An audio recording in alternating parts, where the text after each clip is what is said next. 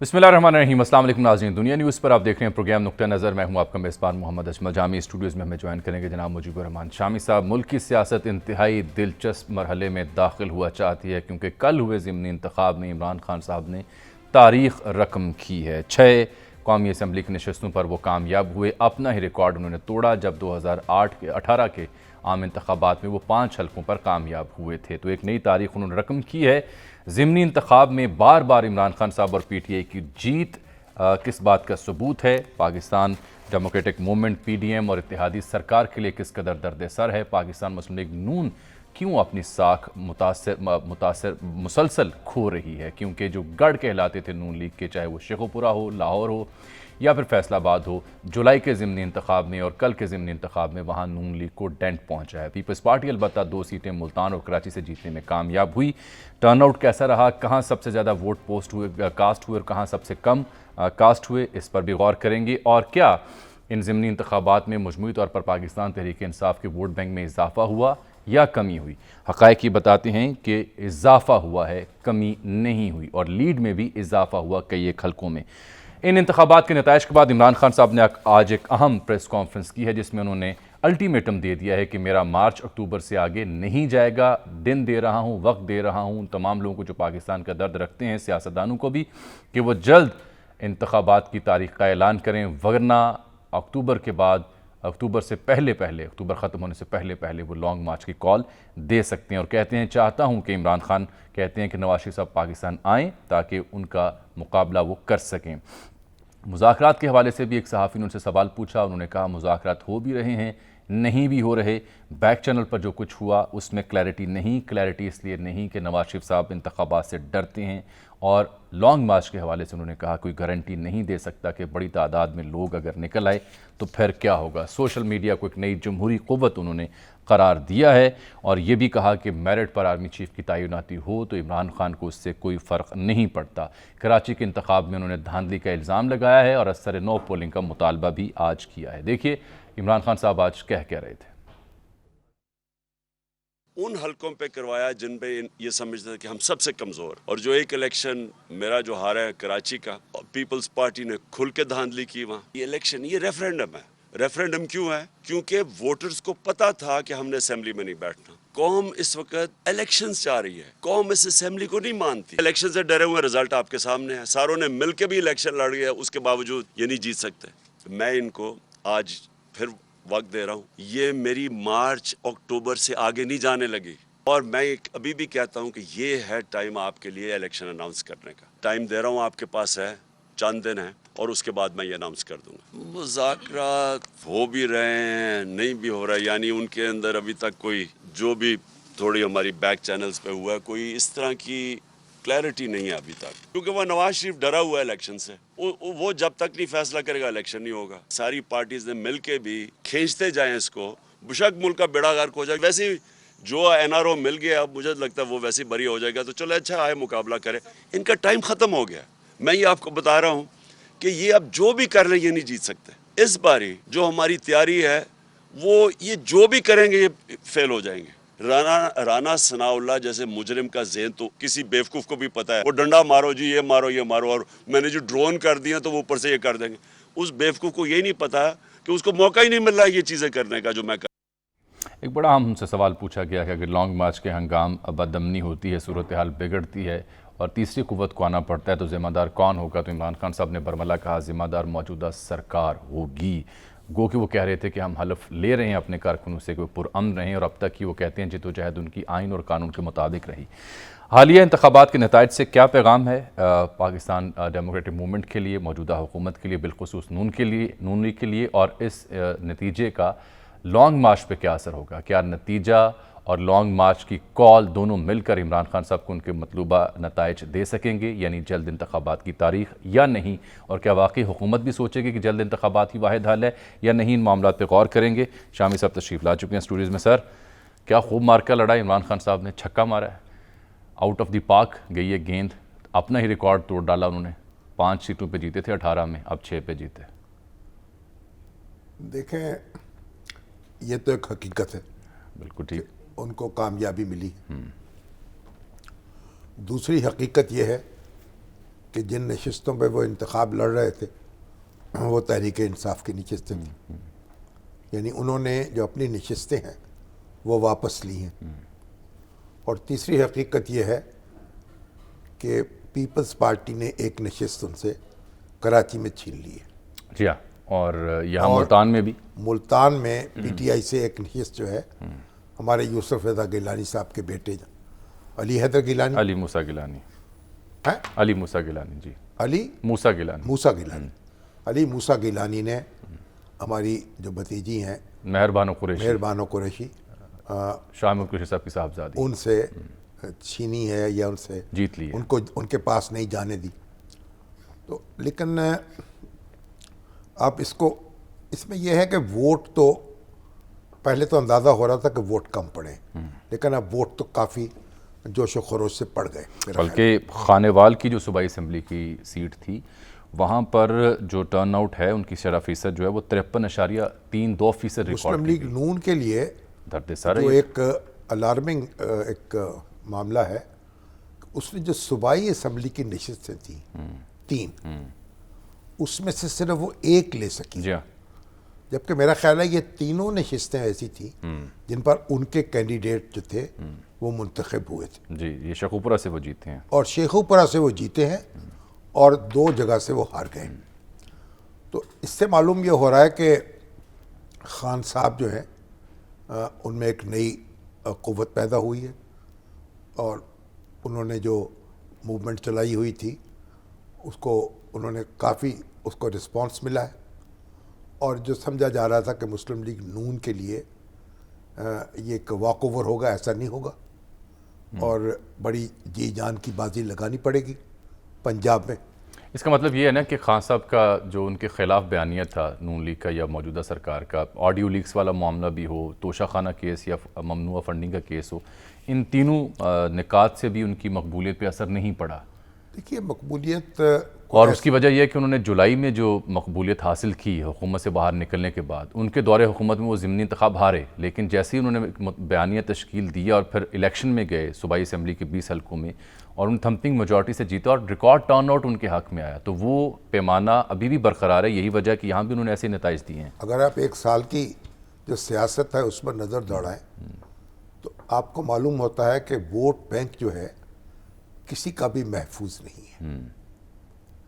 जब पीटीआई इक़्तिदार में थी, ज़िमनी इंतखाब हार रही थी, केपीके में भी हारा, पंजाब में भी हारी, और उसके बाद जब मुस्लिम लीग नून इक़्तिदार में आई तो उसने ज़िमनी इंतखाब हारे और अब मुस्लिम लीग नून को सेटबैक हो रहा है, क्योंकि जो तवक्कुआत थी कि जब इमरान खान साहब रुखसत होंगे तो हर चीज़ काबू में आ जाएगी, नहीं, ऐसा तो नहीं हुआ। ऐसा नहीं हुआ, बल्कि हर चीज़ इनके काबू से बाहर गई है। महंगाई जो है इमरान खान साहब की सबसे बड़ी दुश्मन थी, वो इनकी भी और सबसे बड़ी महंगाई दुश्मन जो है वो इनकी सबसे बड़ी दुश्मन भी है। और बड़ी नहीं, लीडरशिप का जो फुकदान है वो इंपॉर्टेंट फैक्टर नहीं नहीं, है। एक आपने तो देखा है ओवर द ईयर्स पाकिस्तान में नहीं, कि इसमें लीडरशिप ऐसा की है। अहमियत क्या होती है। यहाँ पे तो ना हमें हमजा शहबाज के कैंपेन में नजर आए, नहीं, मेरा ख्याल- मरियम तो है नहीं, यहाँ पे नवाज शरीफ साहब भी नहीं है। मुस्लिम लीग नून जो है उसने कोई इतना ज़्यादा सीरियसली इलेक्शन नहीं लड़ा, क्योंकि मरियम जो थी वो लंदन चली गई और शहबाज शरीफ साहब जो है वो वजारत उज़्मा की मसरूफियात में थे, तो कोई लीडर जो था उनका बड़ा लीडर मैदान में नहीं था। हालांकि जुलाई के इंतखाब में मरियम ने कैंपेन तो की लेकिन नताइज ना आ सके, मगर इस दफ़ा तो ऐसा भी नहीं हुआ ना। ऐसा भी नहीं हुआ।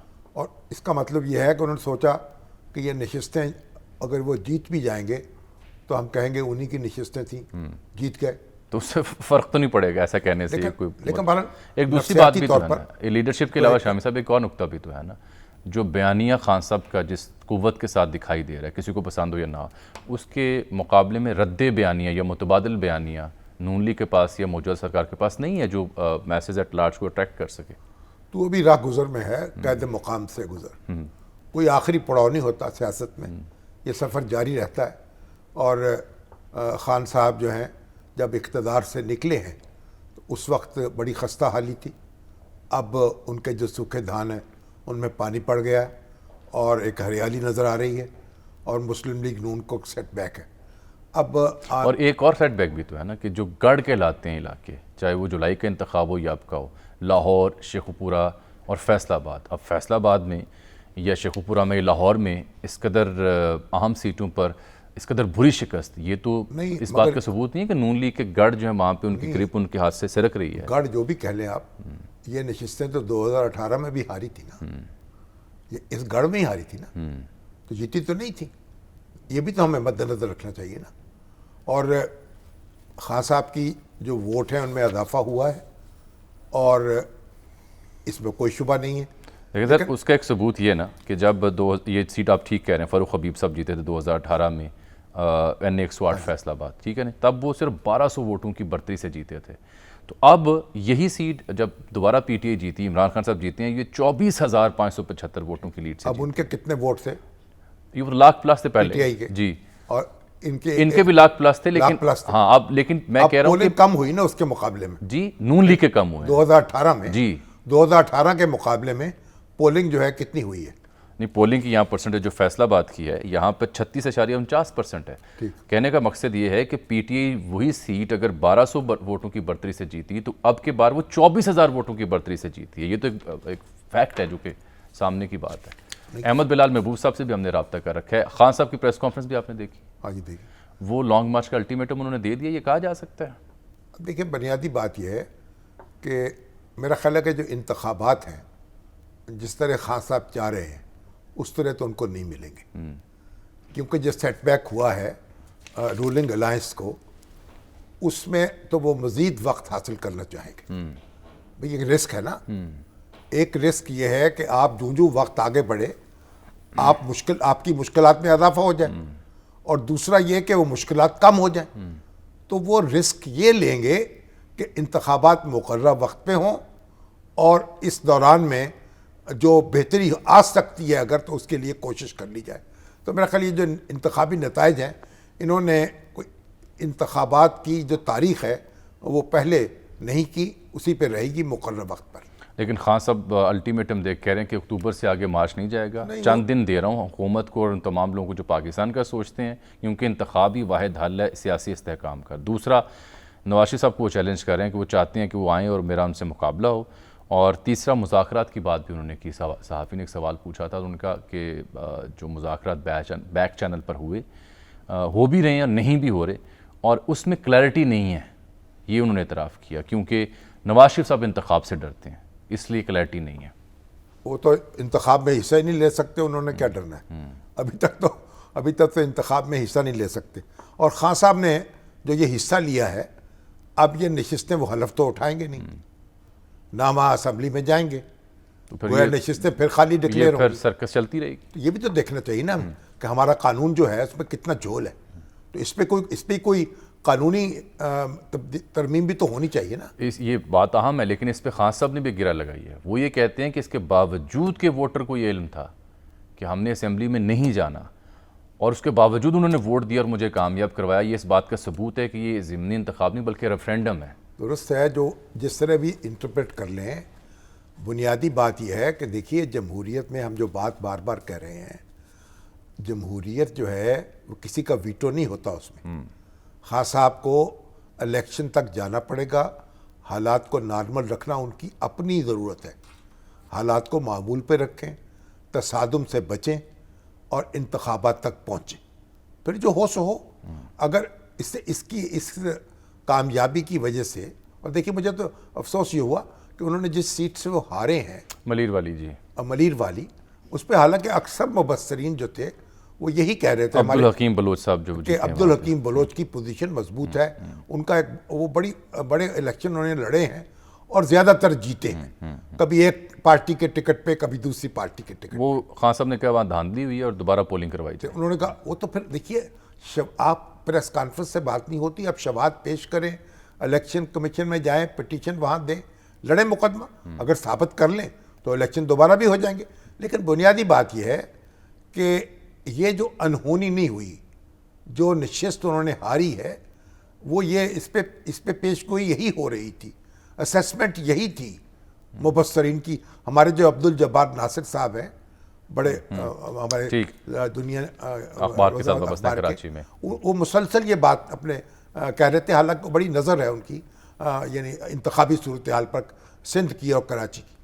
तो ये कोई, लेकिन अगर हार भी गए एक निशिस्त तो इसमें कोई ऐसी बात नहीं है, तस्लीम कर लेना चाहिए। चलिए, जब आप जीते हैं अहमद बिलाल महबूब साहब के पास भी चलते और हैं, हारे हैं, तो इसमें बुनियादी नुक्ता ये है कि कैस हो, कोहकन हो या हाली, आश की कुछ किसी की जात नहीं।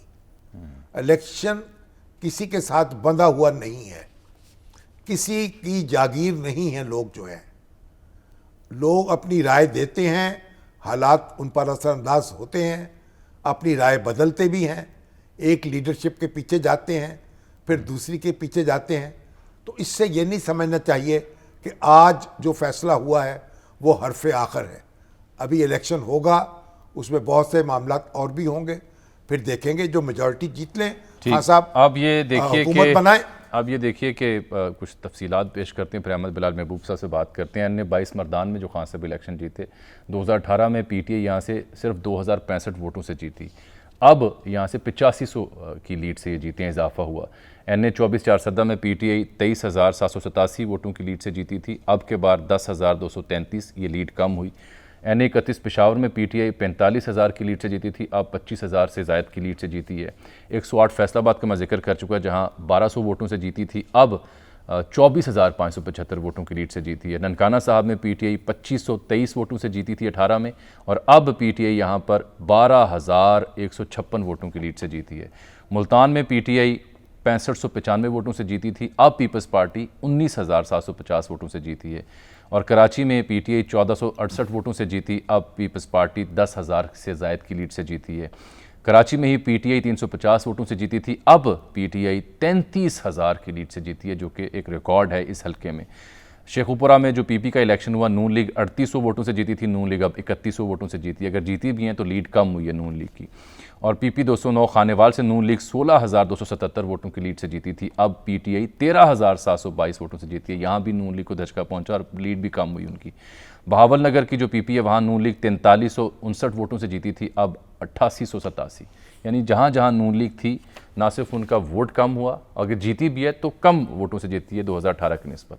और अहमद बिलाल महबूब साहब तो ये कैलकुलेट करते हैं कि जो शरह थी खान साहब के हक़ में वोटों की 18 में, वो 37% तक थी, अब ये 49% तक जा पहुँची। उनसे बात कर लेते हैं। अस्सलाम वालेकुम अहमद साहब, ये कैलकुलेशन आपने की है कि 37% से शरह 49% तक जा पहुँची है, ये तो अच्छा खासा इजाफा है। जी बिल्कुल, मेरे ख्याल में बहुत सिग्निफिकेंट इजाफा है। और ये मैं तमाम हलकों के बारे में बात कर रहा हूँ। ये 11 हलके अगर हम सारे देख लें तो उन सब को कंबाइन करके मैं ये बात कह रहा हूँ। इसका मतलब है ये ओवरऑल इफेक्ट है, ये किसी एक कॉन्स्टिट्यूंसी में नहीं है। और खान साहब का वोट बैंक जो है वो किसी एक कॉन्स्टिट्यूंसी में भी कम नहीं हुआ। यानी दिलचस्प बात यह है, उनका हर जगह पे वोट बैंक बड़ा है। और ये पीडीएम का भी वोट बैंक बड़ा है, अक्सर हलकों में सिर्फ 4 हलकों में कम हुआ है, लेकिन खान साहब का बहुत ज़्यादा बड़ा है। इसका मतलब है कि पॉपुलैरिटी को जब आप तोलेंगे तो वो पीटीआई पॉपुलैरिटी में बहुत आगे है पीडीएम के मुकाबले में। एक फ़र्क और भी है ना सर, कि 18 में इंडिविजुअली पार्टीज़ लड़ रही थी, अब ये अलायंस है, 13 जमातों के मुश्तरका उम्मीदवार थे जिनका मुकाबला खान साहब से है। जी हाँ बिल्कुल। इसके बावजूद, और फिर और बातें जो अभी आपने खान साहब की खुद दोहराई है अपनी प्रेस कॉन्फ्रेंस की, कि इस सारी चीज के बावजूद के लोगों को पता था इसका कोई मतलब नहीं है। देखिए, हमारी सियासत के जो बुनियादी अजम्पशंस हैं वो बिल्कुल सर के बल खड़े हो गए हैं सारे उसमें। बिल्कुल, कि लोग देखते हैं, काम कराने होते हैं। देखिए, जो ज़िमनी इंतखाबात हैं उनमें ये नहीं देखा जाता पार्टी को कि कौन सी क़यादत तब्दील हो जानी है। उसमें तो ये देखते हैं कि हमारे काम हो जाएं, जो पार्टी बरस इक़्तिदार है उसको वोट मिल जाए। लेकिन ये सब कुछ बदल गया है इस इलेक्शन में। अब ये सब लोगों ने सिर्फ पीटीआई की मकबूलियत को मेरे ख्याल में वोट दिया है। इसे तस्लीम कर लेना चाहिए। ये सिचुएशन बदल भी जाएगी, अगले 1 साल में सिचुएशन बदल सकती है अगर पार्टियों के जो कारकर्दगी है दोनों की। लेकिन इस वक्त तो यही सूरत हाल है कि all across the constituencies PTI की मकबूलियत सिर्फ इमरान खान की बुनियाद पे बढ़ी है। उसको कोई लॉजिकल एक्सप्लेनेशन नहीं दी जा सकती। मगर बिलाल साहब, जैसे आपने खुद कहा, गुज़श्ता 1 साल को अगर आप मद्देनज़र रखें तो सियासी जमातों की जो मकबूलियत है वो कोई कहीं एक जगह खड़ी नहीं रही।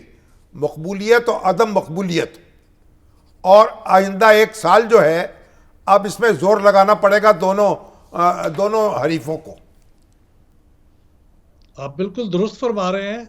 ये तहरीक एतमाद के कामयाब होने से पहले तक का जो सिनारियो था उसमें वाज़े तौर पे नजर आ रहा था, और पब्लिक ओपिनियन पोल्स भी बता रहे थे कि पीटीआई मकबूलियत खो रही है, और पीडीएम और उस तरह की दूसरी पार्टियां जो अपोजिशन में थी वो गेन कर रही हैं, वो अग्रेसिव भी नजर आ रही हैं, वो पब्लिक की रिसेप्शन उनको हासिल है। लेकिन ये जब से ये तहरीक एतमाद पास हुई है, सिनारियो बदल गया है। खान साहब के नैरेटिव की बात कर लें या मजलूमियत का तासुर कर लें, और ये आप सही कह रहे हैं कि जो आज सूरत हाल है ये अगले एक साल में फिर बदल सकती है। बिलाल साहब, मगर ये भी देखें ना कि उस महंगाई जो है, जो बिजली के बिल हैं, उन्होंने लोगों को मार दिया है। और महंगाई, ये ऐसा नहीं हुआ कि खान साहब रुखसत हो गए तो हर चीज ठीक हो जाए। ये जो तवक्को बांधी जा रही थी वो तवक्को पूरी नहीं हो सकी। तो इसलिए जो मुश्किलात हैं लोगों की, मुआशी मुश्किलात, जो उनमें कमी नहीं हुई, ये भी एक वजह है तब्दील, इस लोगों का मूड जो बदला है। ये भी दुरुस्त है, और ये भी दुरुस्त है कि जो दो बड़ी पार्टियां हैं पीडीएम की, पीएमएलएन और पीपीपी, ये पुराने तरीकों के ऊपर अपनी पार्टी के काम चलाने पे बिलीव करती हैं। पीटीआई बहुत मॉडर्न है इसके मुकाबले में, वो ज़्यादा ऑर्गेनाइज्ड है, ज़्यादा फंड रेजिंग करती है, ज़्यादा टेक्नोलॉजी को इस्तेमाल करती है।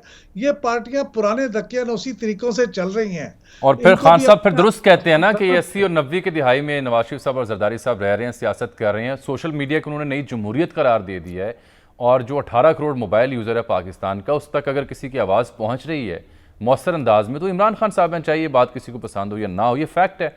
उसके मुकाबले में हम देखते हैं कि नून लीग बिलखुसूस, उसकी क़यादत या उनकी आवाज़ उस दर्जे से सोशल मीडिया पे या मोबाइल फ़ोन पे या यूथ तक नहीं है, जो कि 48 से 50% वोटर है पाकिस्तान का।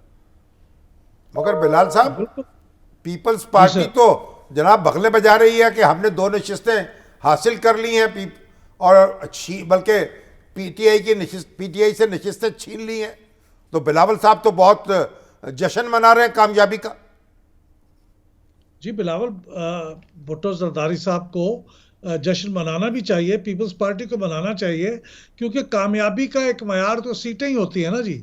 बाकी मकबूलियत के तज्जिए हैं, मकबूलियत के तज्जियों में उनकी पार्टी का शेयर जो है वो भी कम हुआ है, पीएमएलएन का भी कम हुआ है, वो तो मकबूलियत की बातें हैं। लेकिन ये बात बहरहाल इस बात को एक ब्रेक ले लूं सर, मैं बात एक ब्रेक अगर माजरत कता कलामी की, एक ब्रेक आ गई है। मुल्तान की नशिस्त पर जो कामयाबी है उसके भी कई डायनामिक्स रिपोर्ट हो रहे हैं कि वहाँ पर पीटीआई की टिकट का इंतखाब दुरुस्त नहीं था, और अली मूसा गिलानी जो इंडिविजुअली जो रीच आउट किया वोटर की हद तक, कैंपेन जैसी उन्होंने की है वैसी किसी और हल्के में अपोजिशन जमातें नहीं कर सकें। बहरहाल बात जारी रहेगी। शामी साहब भी कुछ मजीद कहना चाह रहे हैं, और अहम सवाल ये है कि इंतखाबी नताइज और लॉन्ग मार्च, क्या ये खान साहब को जल्द इंतखाब लेकर दे सकते हैं या नहीं, और अक्टूबर नवंबर अब ज़्यादा क्यों इंपॉर्टेंट हो चुका है। एक ब्रेक के बाद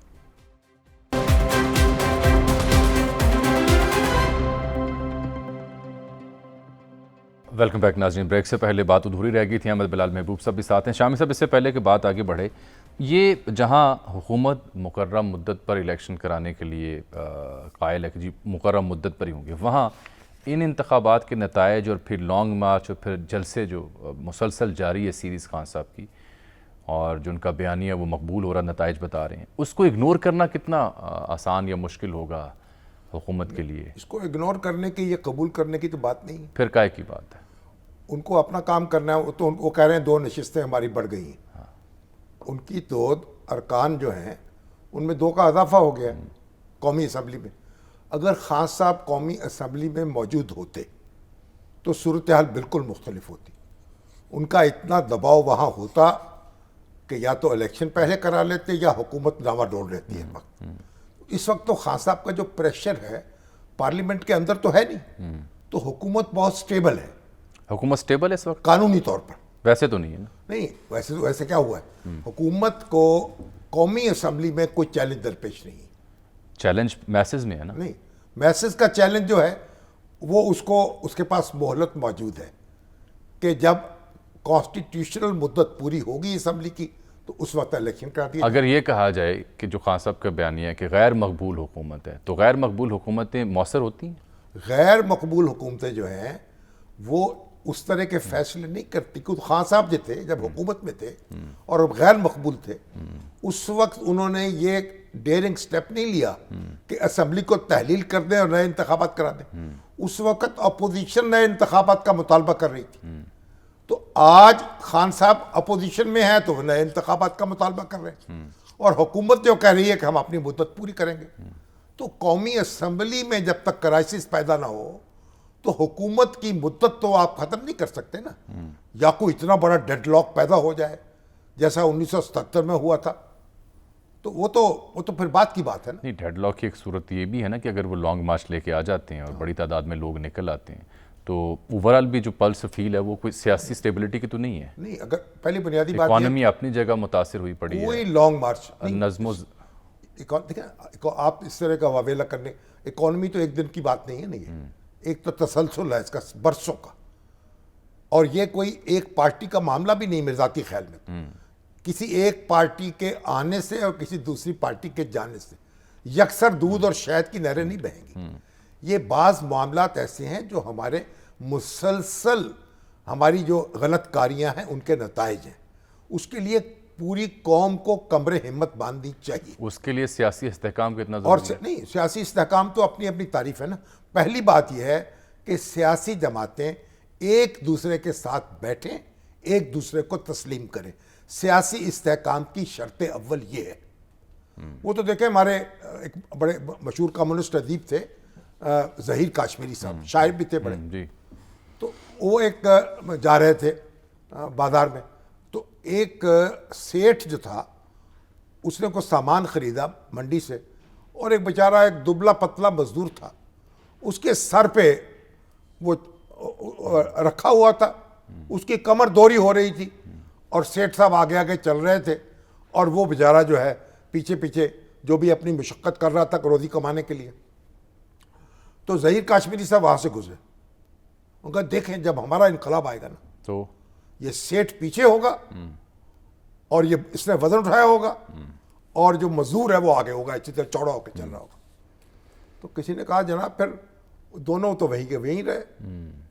तो ऐसा इनकलाब जो है ना, अब अपोजिशन एक बात कर रही है, गवर्नमेंट दूसरी बात कर रही है। आज की अपोजिशन, कल की अपोजिशन, मिल के बैठें, एक दूसरे को तस्लीम करें, मामलात पर गौर करें और तय कर लें। उसमें मसला क्या है? कोई झगड़ा नहीं है। हमारे कह रहे हैं प्रेसिडेंट साहब और खुद इमरान खान साहब जी, आज उन्होंने कहा है कि बैक चैनल हो रहा पे है। कुछ हुआ है, लेकिन उसमें क्लैरिटी नहीं है। कहते हैं हो भी रहे हैं, नहीं भी हो रहे। क्लैरिटी लीडरशिप क्लैरिटी देती है। खान साहब को किसी और ने क्लैरिटी नहीं देनी, खान साहब ने किसी और को क्लैरिटी देनी। नहीं, खान साहब तो क्लियर है अपने मंतक में, जो नहीं, उनकी बातें समझ आ रही हैं। वो कहते हैं जी कि वो जब नताइज बोल रहे हैं, मकबूलियत बोल रही है, इकॉनमी बुरी हाल में है, सियासी अदम इस्तेहकाम है, हाल ये है कि मुझे जल्द इंतखाब दें, क्योंकि अवाम रेफरेंडम की सूरत में ऐलान कर रही कहते है, हैं मुझ कि पर एतमाद कर रही है। हमारी मुद्दत है, हम यहाँ बैठे हुए हैं, जवाबी बयानियाँ ये आपने अपनी नशिस्तें जीती हैं, हम कौमी असम्बली में वहीं के वहीं हैं, हम मुकर्रर मुद्दत पे इलेक्शन कराएंगे और इस 10 महीने 11 महीने में हम अपनी इकॉनमी को दुरुस्त कर लेंगे। अहमद साहब, ये जवाबी बयानिया मकबूल है और ये इस बात का तयन कर सकता है कि सरकार जारी रखे अपनी बाकी मुद्दत? देखिए, ये जो जमहूरी निज़ाम है ये तो कुछ कवायद और ज़वाबित की बुनियाद पे चलते हैं ना। ये धक्के से या कोनियाँ मार के या बड़के मार के या धौंस से इस तरह तो नहीं चलते। तो अगर आपका फॉर एग्जांपल ये बयानिया है भी कि पब्लिक में आप मकबूल हैं और होंगे भी, तो इसके बावजूद हुकूमत की तब्दीली उसके तो कुछ शराइत हैं। वो आप तहरीक-ए-एतमाद लेके आएँ या इलेक्शन का इंतज़ार करें। अगर आप उसके अलावा कोई तरीका इख्तियार करेंगे तो उसके आपकी हुकूमत तो नहीं आएगी, किसी और की हुकूमत आ जाएगी, ये हुकूमत भी शायद चली जाएगी, लेकिन आपकी हुकूमत तो नहीं आएगी। हमारा साबका तजुर्बा तो यही बताता है। लिहाजा ये बहुत ही खतरनाक वो तो यही अल्टीमेटम दे रहे हैं कि अक्टूबर से आगे मार्च नहीं जाएगा हमारा, अक्टूबर के चंद दिन हैं, इसमें फैसला कर गुजरें, वगरना सूरत हाल हाथों से निकली तो जिम्मेदार कोई और होगा, वो तो कह रहे हैं। नहीं, ठीक है, मार्च हो सकता है हो जाए और लॉ एंड ऑर्डर का मसला भी पैदा हो जाए, लेकिन उसके नतीजे में क्या उनकी हुकूमत आ जाएगी, ये हाईली डाउटफुल है। वो मुश्किल लगता है। फिर किसी और की हुकूमत आ सकती है, इनकी नहीं आ सकती, क्योंकि इनकी हुकूमत तो एक कानूनी तरीके से या इलेक्शन के ज़रिए आएगी या तहरीक-ए-एतमाद के ज़रिए आएगी, और कोई तरीका नहीं है कि उनको ये रियलाइज़ कर लेना चाहिए। वो ठीक है, धमकियाँ दे सकते हैं, वो वार्निंग दे सकते हैं, वो दबाव बढ़ा सकते हैं, ये उनका हक है। उसके नतीजे में हुकूमत मान के इलेक्शन करा दे तो करा दे, लेकिन अगर आप हजूम लेके आ जाएंगे, उसके नतीजे में इलेक्शन नहीं होगा। और ये देखिए, जब आप जमहूरी अमल में लीडर को ज़रा सब्र भी करना चाहिए, कुछ तहम्मुल भी करना चाहिए। सिर्फ इश्ताल दिलाने से या इश्ताल खाने से तो मसला हल नहीं होता। लीडर से याद आया कि ये नून लीग की लीडरशिप के यहाँ क्या फुकदान है अहमद साहब, और वो कहाँ हैं, क्यों दिखाई नहीं देते इस अमल में? अब तो बरमला जिक्र हो रहा है, शायद खान नवाज़ साहब से मनसूब बयान में देख रहा था, वो कह रहे थे कि नवाज शरीफ को वापस आना चाहिए। ख्वाजा साहब कह रहे थे कि जी देखें, हमारा तो लीडर नहीं था, खान साहब खुद बीइंग अ लीडर कंटेस्ट कर रहे थे, उनको एडवांटेज हुआ। देखिए, नून के अंदर तो बज़ाहिर मुझे ऐसे लगता है कि अंदरूनी एक कशमकश सी है, जो इनको अंदर ही अंदर खाए जा रही है, जो इनको पूरी तरह से डायनामिक होने से, पूरी एनर्जी के साथ अपना काम आगे चलाने से रोक रही है। मेरा तासुर ये है, मेरे पास कोई अंदरूनी खबर नहीं है, ना कोई ऐसा कोई डीप रूटेड एनालिसिस है, लेकिन लग ऐसे रहा है कि वो पार्टी जो है उसके अंदर दो बयानी है, और उनकी वजह से मामलात जो है वो बाज़-औक़ात एक्टिवली वो परसू नहीं कर पाते। पीटीआई में कम से कम ये कॉन्फ्लिक्ट नहीं है, राय होती है, लेकिन बिलाखिर इमरान खान साहब जो तय करते हैं वो आगे चलता है। और पीपल्स पार्टी में भी यही सूरत हाल है। पीएमएलएन की ट्रेजेडी ये है कि वो क्लैरिटी नहीं है, और गुलामी से बदतर है, बेयकीनी। ये वो सूरत हाल मुझे पीएमएलएन में नजर आती है, और इस इलेक्शन के नताइज उस बात को साबित कर रहे हैं कि ये बहुत नुकसानदेह चीज़ है। तो आप ये तजवीज़ करेंगे कि नवाज शरीफ साहब वापस आ जाएं और यहाँ जो भी हो फिर हालात का मुकाबला करें, अगर चंद रोज जेल जाना पड़े तभी चले जाएं? जी, मतलब यह है कि दो रुखी ना हो, दो अमली ना हो, एक ही आदमी हो जो हालात को चला रहा हो। ये नहीं हो सकता कि अब लंदन बैठ के इसको चलाने में बड़ा मुश्किल होगा। वजीर आज़म एक हो और वहाँ से हिदायत आए, वो ज़रा मुश्किल है, उससे चीज़ें नहीं चलेंगी। वो खुद आए या मौजूद हों, लोग उन्हें देखना चाहते हैं। मेरे ख्याल में अगर वो खुद भी उसी एनर्जी के साथ कैंपेन चला सकें, उससे मिलती जुलती जैसे इमरान खान साहब चला रहे हैं, तो ये एक उम्मीद अफजा बात होगी पीएमएलएन के लिए। लेकिन यहाँ तो हमजा शहबाज भी सिरे से दिखाई नहीं दिए। हालिया जितने भी ज़िमनी इंतखाब हुए या इंतखाबात का मौसम हुआ, वो हमें कहीं एक्टिवली दिखाई नहीं दिए। किसी ज़माने में जब शहबाज साहब की हुकूमत होती थी, तब वो बाई इलेक्शंस की कैंपेन को खुद मॉनिटर किया करते थे। मगर ये तो फिर उनकी पार्टी का फैसला है ना। सवाल तो है ना जी, पार्टी का फैसला होता रहे, लेकिन सवाल तो है, कहाँ है वो? उनकी पार्टी का फैसला है ना, उनको उनकी पार्टी का फैसला करना है ना। कैसा फैसला है कि कौन आदमी कैंपेन करेगा, ये कैसा फैसला है जिसकी वजह से पार्टी को नुकसान हो रहा है? यही तो वो कह रहे हैं ना, यही तो बात दे रहे बहस है कि पार्टी जो है वो दो दिली हो रही है। उसको वाज़ेह तौर पर अपने फैसले करने चाहिए और अपनी समत दुरुस्त करनी चाहिए हाईकमान की। बल्कि जो अहमद साहब नुकसान हुआ इन जब से हुकूमत ली है, उतना नुकसान तो शायद उस सूरत में ना होता अगर खान साहब टेन्योर पूरा कर लेते। जी बिल्कुल, ये तो देखिए ना, ये फैसला बजाते खुद एक $1 बिलियन क्वेश्चन था कि क्या इनको तहरीक-ए-एतमाद लानी चाहिए या नहीं लानी चाहिए, हुकूमत को काम करते रहना चाहिए। ये बजाते खुद फैसला, लेकिन चले आपने ये फैसला कर लिया। अब ये जो दूसरे छोटे छोटे फैसले हैं, अब मसलन ये इलेक्शन है, आपके ख्याल में ये इलेक्शन अहम नहीं था, इसमें किसी आदमी ने कैंपेन नहीं की, लेकिन इसके जो तासुर पैदा होगा, इसका जो मोमेंटम होगा, वो काफ़ी दूर तक आगे जाएगा और इमरान खान साहब को बहुत हेल्प करेगा। इसका जो भी फैसला हुआ है वो ताकत के मराकज़ पे असरअंदाज होगा। तो ये फैसला बजाते खुद भी बड़ा नाक़िस फैसला था कि इसके ऊपर किसी ने कैंपेन नहीं की। और अहमद साहब, अगर मैं ये कहूँ कि ताकत के मराकज़ मौजूदा हूँ या आने वाले हूँ, दोनों पर असरअंदाज होगी उनकी लॉन्ग मार्च और उनके इंतखाबी नताइज। बिल्कुल बिल्कुल, इनके जो इलेक्शन के जो नताइज हैं, उससे कुछ नताइज अखज़ किए जाएंगे, और वो जो ताकत के मराकज़ हैं वो ये नताइज अखज़ करेंगे इन नताइज से, और ये असरअंदाज होंगे। इसलिए इनको नज़रअंदाज करना पीएमएलएन के लिए मेरे ख्याल में एक को बहुत दानिशमंदाना काम नहीं था। मेरा ख्याल पीएमएल ने तो ये सोचा कि कि इलेक्शन लड़ना ही नहीं चाहिए सीरियसली, और कोई कैंपेन चलानी ही नहीं चाहिए कौमी सतह की। वो उम्मीदवार अपनी जगह उछल कूद करते रहे और वो लीडरशिप सारी की सारी गैर हाजिर रही। कितनी अक्लमंदी का ये काम मेरा उन्होंने ख्याल किया। मिसकैलकुलेट हुआ है, क्योंकि नफ्सियाती मैसेज जो है, बहुत शुक्रिया अहमद बिलाल मेरे साहब का। नफ्सियाती मैसेज तो वो चला गया है जो खान साहब को देना मकसूद था। हाँ, वो क्या था? वो यही कि अपनी ताकत का इज़हार। हाँ, बिल्कुल कर लिया। चलें, तो अब लॉन्ग मार्च पे तमाम नजरें हैं जी, कह रहे हैं अक्टूबर लॉन्ग आगे मार्च नहीं से जाएगा। कुछ ज्यादा तवक्को ना लगाएं आप। लॉन्ग क्योंकि मार्च से पहले ये पहले 25 आप जो है इंतखाब की तारीख 25 तारीख को क्या हुआ था? 25 मई उस पे वो कहते हैं जी हमने थोड़ा मिसकैलकुलेट नहीं, किया, ये अब हम तैयारी के साथ जब जा रहे हैं। सियासी कारकुनों से आप ये तवक्को रखेंगे तो फिर कि वो जंगजू नहीं होते, गुरील नहीं होते। एक बात, अब एक बात, वक्त है कोई? जी है हमारे पास अभी वक्त। 1 मिनट है। जी है हमारे पास वक्त है। हमारे बड़े ही अजीज़ दोस्त और बड़े ही बावकार अखबार नवीस वफाकी अंजुमन सहाफ़ियान है, उसको दस्तूर ग्रुप, उसके सरबराह रहे, नवाए वक्त के चीफ रिपोर्टर रहे ख्वाजा फर्रुख सईद, उनका इंतकाल हो गया। कैंसर के मूजी मर्ज में मुब्तला थे और लड़ते लड़ते जान की बाजी हार गए। बड़े एक संजीदा, मतीन, बावकार, बाकिरदार शख्स थे।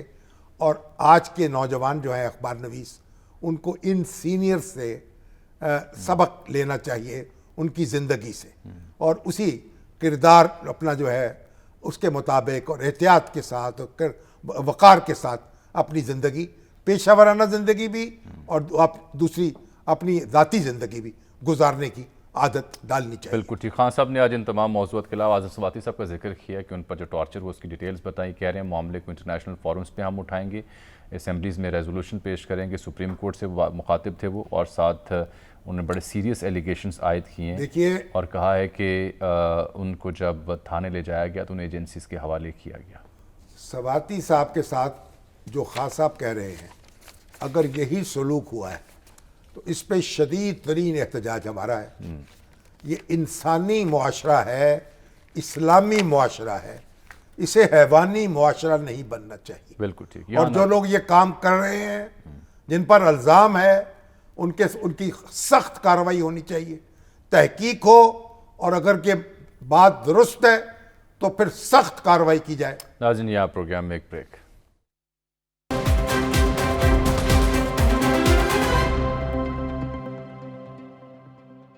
नाज़रीन, इसके साथ ही आज के प्रोग्राम का वक्त यहाँ ख़त्म हुआ। चाहता है आपसे मुलाकात कल, तब तक लिए इजाज़त दीजिए। अल्लाह हाफ़िज़।